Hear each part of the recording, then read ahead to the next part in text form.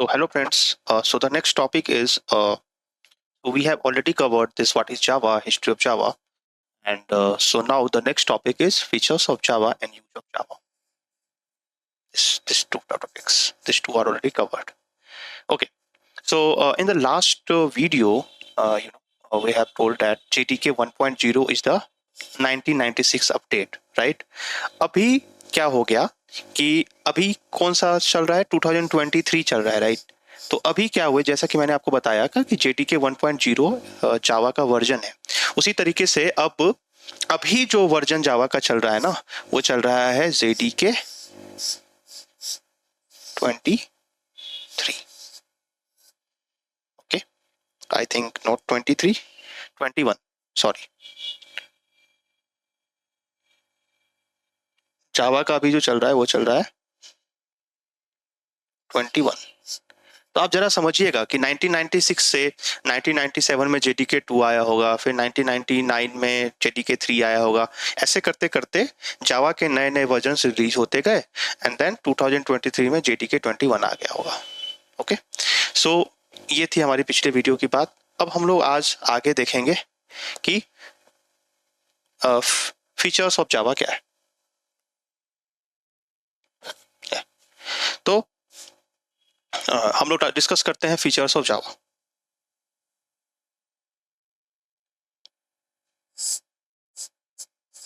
Features of Java, तो देखिए सबसे पहला जो और सबसे इंपॉर्टेंट फीचर है जावा का वो है platform independent. Java platform independent language है, राइट? मैं लिख देता हूं प्लेटफॉर्म इंडिपेंडेंट।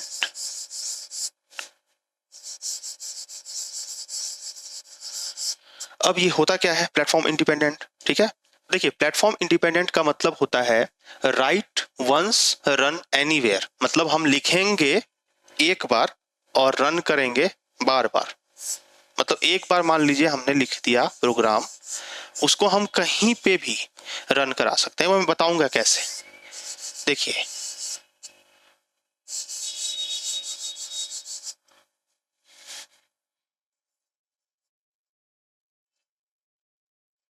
ठीक है, जिसको हम लोग वोरा भी बोलते हैं, WORA, वोरा। ओके, वोरा, ठीक है, right W, okay, OARA, Vora, right, Vora. देखिए मैं बताता हूँ, अच्छे से समझाता हूँ मैंने क्या बोला। ये प्लेटफॉर्म इंडिपेंडेंट आपको समझेगा कि क्या बोला मैंने। देखिए जैसे कि यहाँ पे जैसे ये मेरा लैपटॉप है, ठीक है, ये विंडोज मशीन है मान लीजिए। यहाँ पे मैंने जावा का प्रोग्राम लिखा, यहाँ पे जावा का प्रोग्राम हमने लिख दिया। ये जावा का प्रोग्राम है, इस सिस्टम पे है, और ये विंडोज सिस्टम है। ओके, ये क्या है, विंडोज पे मैंने ये लिखा ये प्रोग्राम। अब हम क्या करेंगे, अब जब हम ये प्रोग्राम लिखते हैं ना तो एक चीज बन के आती है, इसको हम लोग बोलते हैं डॉट क्लास फाइल जनरेट होती है। एक ये डॉट क्लास एक चीज है, समझ लीजिए, एक फाइल का नाम है, ये जनरेट होती है। ठीक है, अब जब मेरा डॉट क्लास फाइल जनरेट हो जाता है ना, जिसको हम लोग फाइल है डॉट क्लास फाइल में जनरेट होता है, तो अब जब हमने अपने सिस्टम पे, मतलब मैंने अपने सिस्टम पे इसको लिख दिया। अब मान लीजिए कि मुझे ये चीज आपको देना है, राइट? तो मैं ना आपको जावा का प्रोग्राम नहीं दूंगा, मैं आपको ये डॉट क्लास फाइल दे दूंगा, और उस डॉट क्लास फाइल को आप डायरेक्टली अपने सिस्टम पे चला सकते हैं। मान लीजिए ये ए नाम का कंप्यूटर है, ये बी नाम का कंप्यूटर है ना, ये सी नाम का कंप्यूटर है, राइट? अब मान लीजिए ये विंडोज में था, ये मान लेते हैं लिनक्स में था, दूसरे ऑपरेटिंग सिस्टम में था, या फिर ये दूसरे, आप भी विंडोज है ना, लेकिन ये आपका लैपटॉप है, ठीक है ना, ये मेरा विंडोज लैपटॉप है, ये आपका विंडोज लैपटॉप है। हो सकता है ये लिनक्स था और ये मैक ओएस था, मैक की ऑपरेटिंग सिस्टम थी, राइट? तो यहाँ पे देखिए तीनों अलग अलग है। देखिए डिवाइसेस भी अलग है, कुछ के डिवाइसेस अलग हैं, कुछ के ऑपरेटिंग सिस्टम ही अलग है। डिवाइसेस तो तीनों के ही अलग हैं, लेकिन ये विंडोज यूज कर रहा है, लेकिन डिवाइसेस तो अलग है। उससे कोई फर्क नहीं पड़ेगा जावा को, चाहे वो विंडोज हो, चाहे वो लिनक्स हो, चाहे वो मैक हो। एक बार आपका डॉट क्लास फाइल जनरेट हो गया तो वो किसी भी सिस्टम में एग्जीक्यूट हो जाएगा, and that is the very big powerful term of the Java which is platform independent, right. तो प्लेटफॉर्म इंडिपेंडेंट हो गया, जिस वजह से आपका डॉट क्लास फाइल जनरेट हो जाता है। डॉट क्लास फाइल को हम लोग एक और भी टर्म में बोलते हैं बाइट कोड, राइट। यहाँ पे मैं लिख देता हूं, हम इसको बोलते हैं बाइट कोड।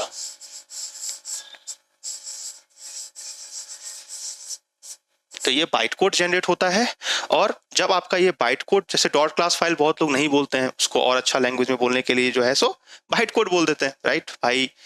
क्या है ना, मॉडर्न जमाना आ गया है तो आप किसी को टेक्निकल चीजें बोलते हैं तो ज्यादा उनको पसंद आता है, तो डॉट क्लास फाइल को आप बाइट कोड भी कह सकते हो। तो अब अगर आपका एक सिस्टम, देखिए क्या सीन है कि मैंने एक सिस्टम में प्रोग्राम लिखा, अब मैं उसको कहीं पे भी रन करा सकता हूँ, हमको बार बार ये प्रोग्राम को जगह जगह लिखने की जरूरत नहीं है। तो इसका ये मतलब हुआ कि जावा प्लेटफॉर्म इंडिपेंडेंट लैंग्वेज है।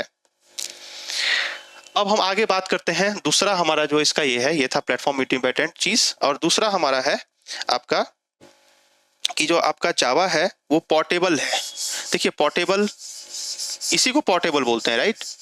यही हुआ पोर्टेबल, मैंने प्रोग्राम को एक जगह लिखा, अब हम इसको कहीं भी पोर्ट करा सकते हैं, right, that is portable. Platform independent तो हो गया, लेकिन अब हमने जो ये जावा प्रोग्राम लिखा, क्या हम आज यहाँ बैठ के इसको हम पटना में लिख रहे हैं, तो क्या वहां बैठा बंदा लंदन में कोई बैठा है, कोई मुंबई में बैठा है, तो कहीं भी बैठा रहे, वो हम उसको अपना बाइट कोड दे देंगे और वो उसको रन कर देगा। इसका मतलब हमारा प्रोग्राम क्या हो रहा है, पोर्ट हो रहा है दूसरे लोकेशंस पे।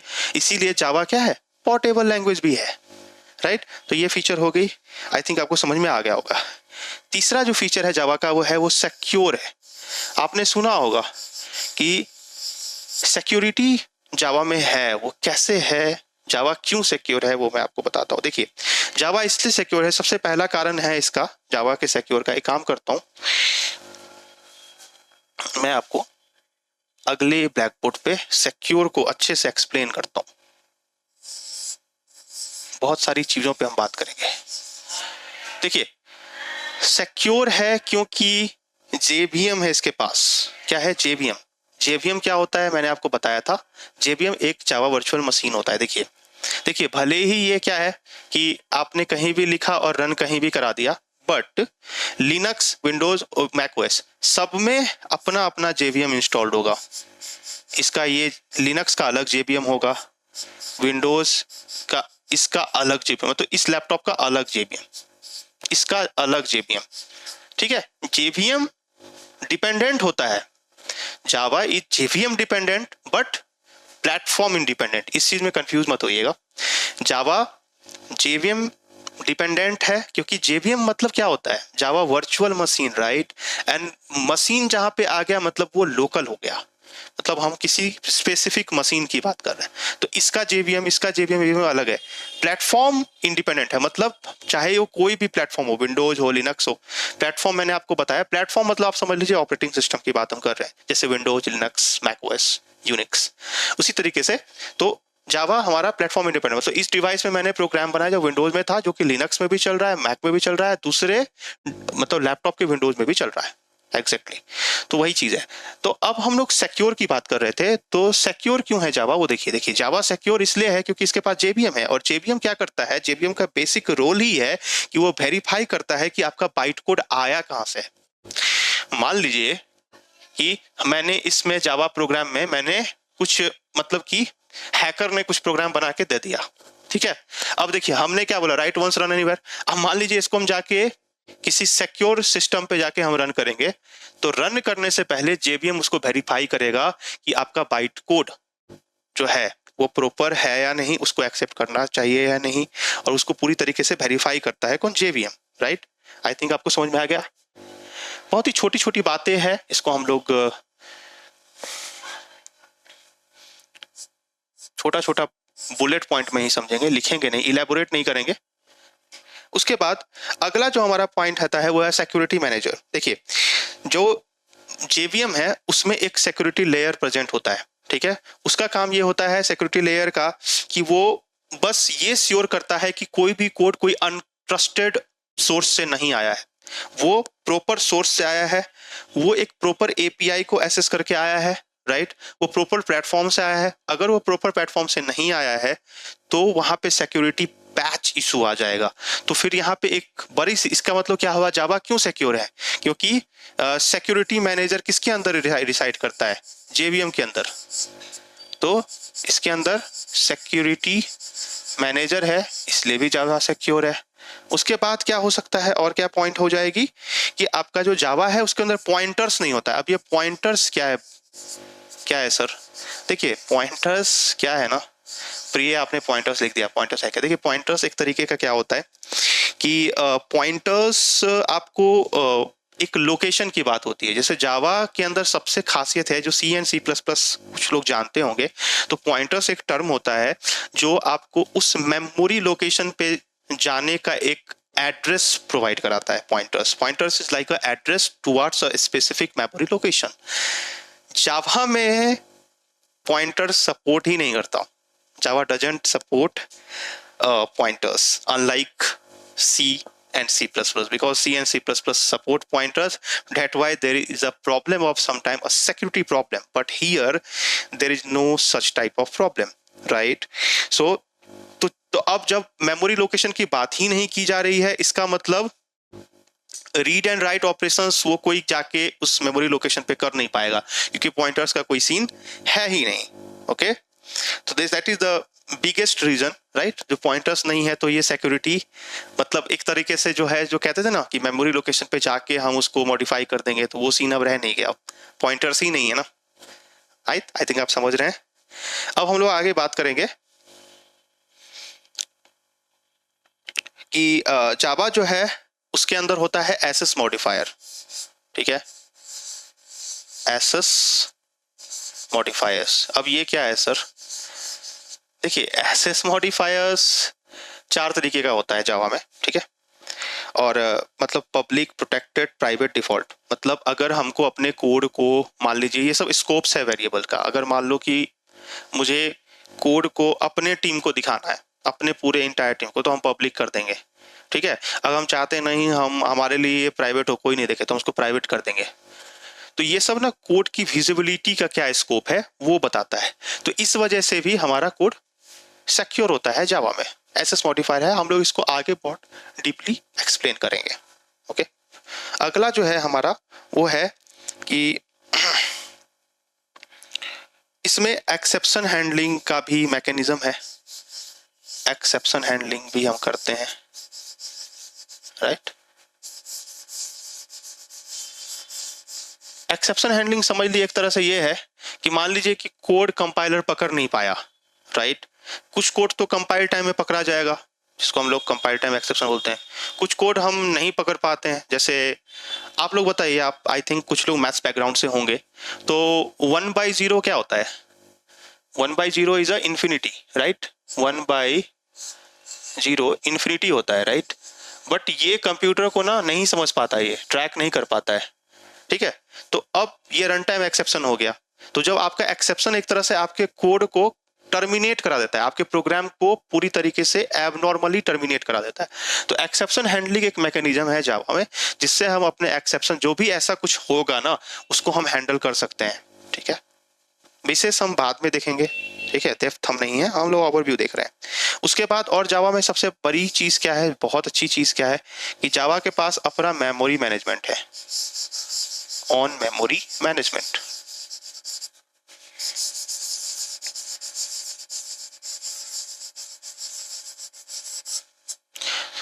देखिए ऑन मेमोरी मैनेजमेंट में किसकी बात कर रहा हूं कि जैसे मैंने मेमोरी मैनेजमेंट एक मैकेनिज्म है जो कि जावा ऑन करता है।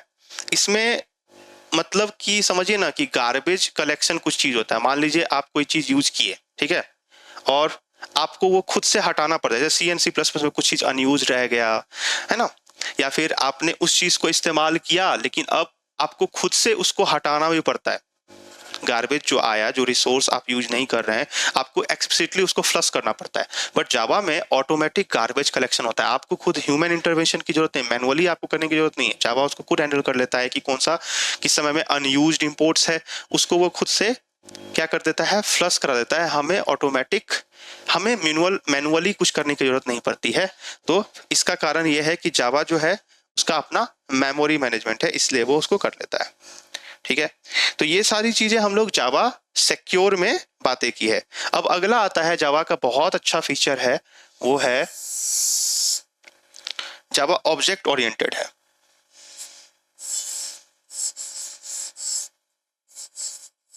ऑब्जेक्ट ओरिएंटेड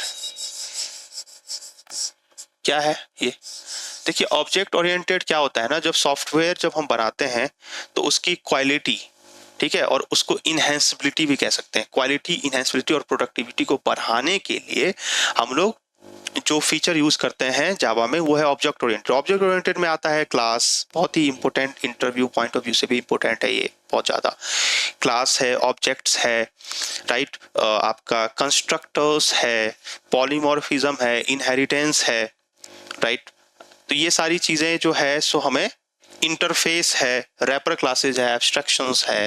तो these all are the principles of object oriented programming language, जिसको जावा सपोर्ट करता है। और जब ये ऑब्जेक्ट ओरिएंटेड है ना, जब हम लोग उसको प्रॉपर क्लास में लिखते हैं, मेथड्स बनाते हैं, तो वो उसको सिक्योर कर देता है। क्यों? क्योंकि आपने उसको पूरी तरीके से एक प्रॉपर कोड ऑफ कंडक्ट में उसको रैप किया हुआ है, एक डिसिप्लिन बनाया हुआ है, उसी को हम लोग ऑब्जेक्ट ओरिएंटेड प्रोग्रामिंग बोलते हैं, जो इसको सिक्योर बनाने में हेल्प करता है। अगला है रोबस्ट। जावा रोब्यूस्ट है। रोब्यूस्ट का मतलब क्या होता है, किसी को कोई आइडिया? देखिए, रोब्यूस्ट मतलब क्या होता है, रोब्यूस्ट इज सिंपली, हमें छोटे छोटे एप्लीकेशंस है ना, अगर उस छोटे छोटे एप्लीकेशंस को एक्सेप्शनली ऑटो एक्सेप्शन हैंडल कर दे, उसको हम लोग बोलते हैं रोबस्ट। और हमारा अगला फीचर है मल्टी थ्रेडिंग। मल्टी थ्रेडिंग, देखिए अभी जैसे कई बार होता क्या है कि हमें प्रोग्राम बनाना होता है, राइट। तो अभी जैसे मान लीजिए बहुत बड़ा प्रोग्राम है और हम तो क्या करेंगे ना, प्रोग्राम को प्रोसेसेस में बांट देते हैं, ठीक है। एक बड़ा प्रोसेस को हम लोग थ्रेड्स में बांट देते हैं। और मान लीजिए कि जैसे बैंक है ना, बैंक में एटीएम है। अब जैसे एक एटीएम है आपका, तो आप देखते हैं ना, एक ही एटीएम आप कंकरेंटली बहुत जगह यूज कर सकते हैं, राइट। मतलब मेरे पास एक ही समय में मैं कंकरेंटली बहुत सारे प्रोसेसेस को रन करा सकता हूं। तो ये भी फीचर है जावा में, जिसको हम लोग बोलते हैं मल्टी थ्रेडिंग। देखिए, अभी मल्टी थ्रेडिंग जावा का एक बहुत अच्छा फीचर है, जिसकी वजह से आपका बहुत सारा रिक्वेस्ट पैरेलली चलता है। जैसे मैंने आपको बैंक का एग्जांपल दिया, तो मुझे बताइए, क्या बैंक में एक ही बार में एक ही ट्रांजैक्शन होता है? क्या लाखों ट्रांजैक्शन हो रहा है एक साथ, राइट? कैसे हो रहा है? तो एक सोचिए ना, एक बड़ा सा ट्रांजैक्शन बॉक्स होगा जिसमें छोटे छोटे छोटे छोटे यूनिट्स बने होंगे। तो आप 50 एटीएम है, तो 50 एटीएम में एक समय में आदमी पैसा निकालता है या नहीं? इसका मतलब एक बड़ा प्रोसेस क्या हुआ है कि सेक्शंस में डिवाइडेड हो गए हैं। और वो यही कहता है कि मैंने थ्रेड्स को मल्टीपल प्रोग्रामिंग के जरिए एक एक जो मतलब स्टेप है ना, उसको हम एक ही बार में पैरेलली चलाएंगे, राइट। तो that is multi threading, okay. और जो हमारा सबसे last but not the list, right, is simple. Java का क्या फीचर मैंने बोला? सिंपल है। ये क्या सिंपल है? कैसे सिंपल है? देखिए, जावा इसीलिए सिंपल है क्योंकि सबसे पहली बात तो यह है जावा सिंपल होने का कि ये ना आपको बाइट कोड दे देता है। तो अब आपको ना कहीं भी प्लेटफॉर्म इंडिपेंडेंट है, सिंपल ही हुआ, क्योंकि अब आपने एक जगह पे एप्लीकेशन बनाया, आपको दूसरे जहां पे भी आपको रन कराना है आप करा सकते हैं, दैट इज। तो ये सारे पॉइंट्स थे हमारे फीचर्स ऑफ जावा के, राइट। आई थिंक आप लोग को समझ में आया। तो हमने फीचर्स ऑफ जावा कंप्लीट कर दिया। अब हम लोग आगे बढ़ेंगे यूज ऑफ जावा पे। तो देखिए, हम लोग जावा का यूज कहाँ करते हैं? तो देखिए, जावा का यूज आई थिंक आप लोग को पता होगा। देखिए,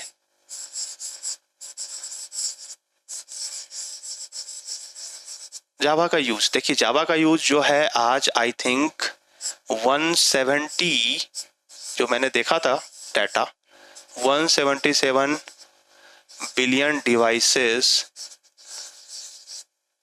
में कनेक्ट है जावा। 170 बिलियन डिवाइसेस कनेक्ट जावा के, ओके। तो समझ लीजिए कि जावा का कितना कितना बड़ा इंपॉर्टेंस है, ठीक है, आज के वर्ल्ड में। Everything is of Java. देखिए, मैं आपको बताता हूँ कुछ एग्जांपल्स देता हूँ जावा का। जैसे एंड्रॉयड एप्लीकेशन हो गया, राइट। एंड्रॉयड एप्लीकेशन, एंड्रॉयड का सबने नाम सुना है, आई थिंक हम लोग यूज भी करते हैं ना, हम लोग यूज भी करते हैं एंड्रॉयड एप्लीकेशंस का, राइट। तो एंड्रॉयड एप्लीकेशन में जावा का यूज होता है। कहाँ पे यूज होता है, मैं भी आपको थोड़ा सा इन डेप्थ एनालिसिस करा देता हूँ कि आपका जैसे जावा के पास बहुत सारा रिच एंड्रॉयड एप्लीकेशंस है जो जावा के अंदर काम कर रहा है। जावा में बहुत रिच एंड्रॉयड एप्लीकेशन काम कर रहा है, जैसे कि बहुत सारा आप अपने फ़ोन में एंड्रॉयड फ़ोन में कोई भी ऐप ओपन कीजिएगा ना, तो वो जो है कोई भी ऐप जो है ना, जब जनरली वो जावा प्रोग्रामिंग लैंग्वेज में ही लिखा हुआ है एप्लीकेशन, राइट। आपको जैसे गूगल के एंड्रॉयड एपीआईज वहाँ पे बैकएंड में कॉल हो रहे होते हैं, गूगल के एंड्रॉयड एपीआई, जो कि बहुत ही ज़्यादा सिमिलर हैं जेडीके के, ठीक है, जिसको हम लोग जेडीके को तो जावा में बोलते हैं, लेकिन हम एंड्रॉयड में उसको डीवीएम बोलते हैं, ठीक है। जैसे जेडीके वो बहुत ही सिमिलर होता है। तो कुछ साल पहले, मतलब कुछ साल पहले की अगर हम कपल ऑफ इयर्स बैक की बात करेंगे, then Android has provided much needed boost and today many Java programmer are Android app developer as well। तो समझ लीजिए आप, जो तो एंड्रॉयड एप्लीकेशन जो बनाता है, जो डेवलपर है, उसको हम लोग जावा डेवलपर का भी नाम दे रहे हैं। इसका मतलब कहीं ना कहीं सारे एप्लीकेशंस, मोस्टली एप्लीकेशंस आपके जावा में बने हुए होते हैं आपके मोबाइल एप्लीकेशंस के जरिए। इसलिए हमने उसको बोला कि आज इसका यूज कहाँ पे है, एंड्रॉयड एप्लीकेशन में है। दूसरा यूज कहाँ पे है इसका, आपको जो है सो जावा के वेब एप्लीकेशंस में इसका यूज होता है। जैसे कि आपको ई कॉमर्स वेबसाइट पे आप देखते होंगे फ्रेमवर्क्स, जैसे कुछ कभी कभी मैं आपको कुछ एग्जांपल देता हूँ, स्प्रिंग एमवीसी यूज होता है, ठीक है। तो जावा के वेब एप्लीकेशंस जब बनते हैं ना, वेब एप्लीकेशंस, उसमें जावा भारी मात्रा में इस्तेमाल हो रहा होता है।